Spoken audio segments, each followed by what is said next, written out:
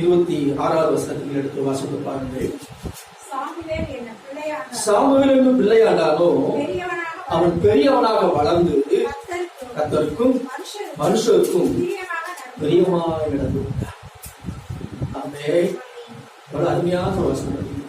கர்த்தருக்கும் பிரியமாக நடந்து கொள்கிறார், மனுஷருக்கும் பிரியமாக.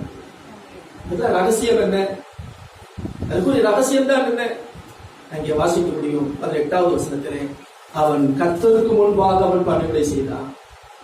அல்லேலூயா, சோத்திரம். ஒரு சணநூல் ஏகோதி தரித்தவனாக கர்த்தருக்கு முன்பாக பணிவிடை கர்த்தருக்கு முன்பாக இருந்தாவே.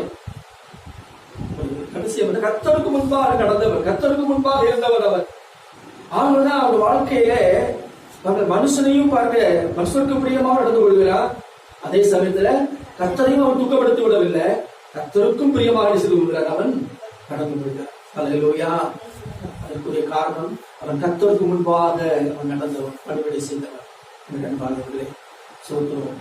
ஆண்டவர் நம்மை பார்க்க சொல்கிறார், நீ கர்த்தருக்கு முன்பாக நடந்து போய். அல்லேலூயா, சோத்திரம். கர்த்தருக்கு முன்பாக நீ உத்தமமாக இருக்க கடவா. பார்ப்போம். 18வது அதிகாரம் 13வது வசனம் சொல்கிறது, உன் தேவனாகிய கர்த்தருக்கு முன்பாக எப்படி இருக்க கடவாய்? உத்தமனாய் இருக்க கடவாய். உன் தேவனாகிய கர்த்தருக்கு முன்பாக நீ உத்தமனாய் இருக்க கடவாய்.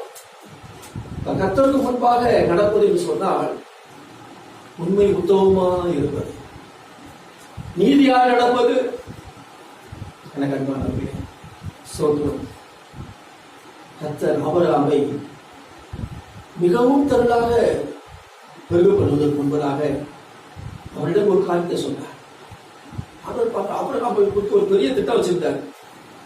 உன்னை மிகவும் திரளாக நான் பெருகப்பட போகிறேன். நாமே எப்படி பெருகப்பட போகிறேன்? மிகவும் திரளா.